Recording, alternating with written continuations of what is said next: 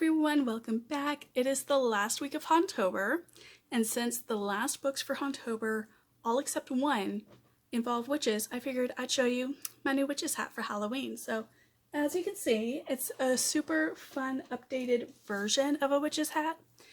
And being how modernized it is, I'll still be able to wear it after Halloween without it being super obvious that it's a witch's hat, which I think is super fun. I got this from ethereallywicked.com. If I remember to, I will put it in the links down below. If not, then, shoot me a comment and I'll respond. I don't always remember to put that stuff there.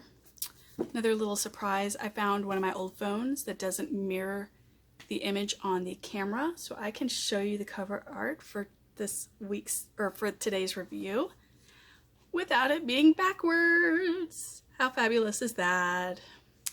And seriously, what better cover art to start off with than this?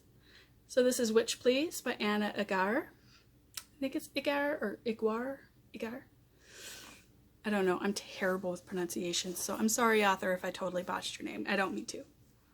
So this is a super fun rom-com. It is a modernized witch story. So it takes place in modern day, obviously. We're kind of in a small town, and you have Danica Waterhouse and her cousin who are witches, and Tituss Winokur and his sister who basically own and run a bakery. So Danica and her cousin are what are called technomancies, which basically means that their strength is in electronics, technology, and machinery. So they've opened up a little repair shop called Fix It Witches. And that's, because nobody is in this shop when they're repairing things.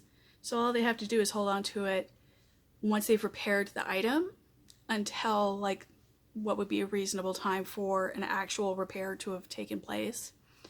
Because in this world, witches are still very much in hiding. They try to conceal themselves from humans the best they can. Just due to things that have happened in history, Salem witch trials, the Spanish Inquisition, things like that. It's the self-preservation tactic. So they do everything they can to conceal themselves from humans. So, and as I said, we have Tituss Whitaker and his sister who own and run a bakery. Really, Tituss and Danica, they meet, they start having very intense feelings for each other. Tituss knows pretty quick that he thinks she's the one. She struggles with it, and we'll get into that in a few minutes. The actual relationship doesn't have too many problems. You get a little bit towards the end of the story, but it really has more to do with the other issues that feed into it. So, on Tituss's side, he and his sister, they are a very loving brother-sister pair. They really clung on to each other when their mother died. Because not long after their mother died, I think it was less than a year or I think it was less than a year, their father was remarrying another woman. So of course, in the back of their heads, they're wondering if there was something going on the whole time while their mother was sick. Did their father really care about their mother as much as they thought he did? Which is kind of valid. I mean, less than a year before you're marrying someone else. I mean, if that were one of my parents, I would probably be thinking the same thing. And then they find out pretty early in the story that their father is expecting another baby with his new wife. So then they're struggling even more because it's bringing up all of the feelings of anger and resentment towards their father for moving on so quickly, but also bringing on a fear that they're being replaced by, the new wife's family, because she has 2 kids and then they're expecting this third one. And that's where a lot of the emotional issues come on Tituss's side. Danica's side, Danica and her cousin, their mothers both married human men. Danica's mother married a human man, and that's her father. And then Danica's cousin, her mother had initially married a warlock, which is a male witch, divorced him because he was not a very good husband, and then married a human man. And both of the girls grew up never really seeing their mothers use magic. And as they got older, their grandmother kind of went behind their mother's backs and started insinuating and blatant out saying that, you know, they lost their powers because they married human men. So the girls grew up thinking that if they married a human man, no matter how much they may love him, they're going to lose their powers, and they're not okay with that. So at relatively young ages, they kind of made a pact to each other that they would never marry human men. They would never actually marry. If they were going to have kids, they would go to a warlock sperm bank and raise their kids together, because they just didn't want all the drama. Like, their grandmother is constantly bad-mouthing their mothers. They love their mothers, but at the same time, they kind of look down on their mothers for choosing love over their magic. And it doesn't take too long to realize that while they think their grandmother is looking out for them, it's really more of their grandmother's being a bigot. And it's really an interesting way to you know, make comment on modern day things, because it's a fictional world, so you can do things like that.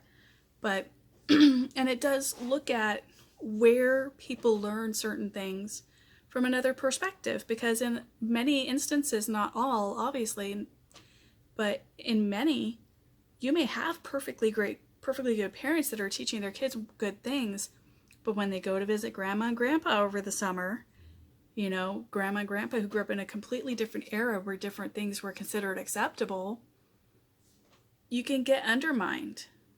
You know, I mean, that's a very real thing. And I think it's really cool that the author approached it from that perspective. And then the censure is later on, when Danica is really struggling with what to do, come to find out it was all a bald-faced lie. So their mothers never lost their magic. The thing is, because they are actively trying to hide from humans, that includes your spouse. You cannot tell your spouse that you're an actual witch and use powers in front of them. So that limits kind of what you can do and how often and things. But it opened up this whole new world of possibilities for Danica and her cousin. Because now they're like, oh, well, it doesn't matter who we do or don't marry, because we can still have our magic. And our moms who've lived with human men can show us how to hide it from our husbands without it straining our marriage. And you find out the reason why Danica never learned magic from her mom wasn't because, obviously, losing powers, because her mom never lost her powers, but because her mom was a different type of witch. Her mom was a vivimancy, which is more like life force type of witchcraft. And her mother used her magic most in her gardens, because that was her big passion in life, was making her garden flourish. And she was constantly winning awards for having this wonderful garden in their front yard. So you get the re-strengthening of the parent-child relationship on Danica's side. On Tituss's side, they really don't make amends with their father, Tituss, and his sister. However, they do find out that their stepsister is actually a really cool girl who, because she has to live with the parents, because she's still a minor, she's really being stifled. So while Tituss and his sister don't get any sort of closure, well, they do get a little bit of closure, but not a whole lot of closure from their dad, they do get another sibling, because they basically convince the parents that it would be better for everybody for the daughter to come stay with them, so that the stepmother can focus on, you know, being pregnant and having the baby and all that stuff. So they basically help to get their stepsister out of a pretty repressive household where she feels very stifled, very isolated, and very alone.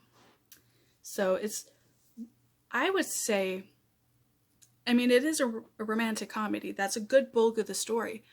But I say the better aspect of the story for this book is really the family dynamic aspect. I mean, you have two totally different family storylines and different outcomes from it, but they're done so well and in such an understandable and believable way, even when it comes to the fictional element of witchcraft. And I have to say, when it comes to the characters, my favorite character is actually Tituss. Because Tituss has so many of the stereotypical roles that you see of females in romance books. He's, obviously he's a baker, but he's very emotional. He gets very attached to people he's dating. He takes it very hard when things don't work out, and he doesn't understand why. And he actually reads romance novels. Like, he'll be in the kitchen stirring something in a pot while he's reading, the latest romance novel. And it's just so funny. And he's just so sweet. And he's had relationships that have just gone completely belly up. And he doesn't understand what happened. He didn't understand what he did wrong, but he never really gave up. He was always willing to put his faith in Danica. He didn't, he was ready from the very beginning. He's like, all right, let's do this. Danica was the one who was kind of the stereotypical male role. I mean, obviously they each had, Tituss has some very masculine qualities and Danica has some very feminine qualities, but in terms of what you typically see in romance novels, typically it's the guy who's standoffish and like, I'm not sure I want to be in a relationship. I'm not sure I want to give up my life, for love and all this stuff. And in this one, it's the chick who's like this. And I thought it was a really nice, fun, twist and play on it, but it wasn't overdone. It wasn't in your face. It wasn't very obviously hey, we're going to be different. It was just how the story worked out. None of the story really felt forced. None of it felt fake, even though it is a fiction piece, obviously, and a fantasy piece. I thought it was great. I'm going to be weaning away from like giving star ratings, because I don't really dissect, writing styles and grammar and all that stuff. I really just go based off like how I feel on a book and whether or not I would recommend it. So if I had to rate this one though, so I'm still going to give a few ratings here and there, but I'm going to wean out of it. If I had to give this one a rating, I'd give it a 4 stars out of 5. I think it was super great. This is one I would definitely recommend. I'm actually going to be loaning this to one of my coworkers, possibly 2 of them, depending on who all is interested in it. But this is one I would definitely recommend. It's super fun. It's relatively easy to read. It's super quick to read. I got through this in just like a day or so. There's not a whole lot of there's not like a whole bunch of violence or anything like some of the stories that I've reviewed. It's just super fun. It's enjoyable, and I think it's a really great read right before Halloween. So I hope you enjoyed this review. I hope you found it helpful. I look forward to seeing you all at the next review. You have a great day. Bye-bye.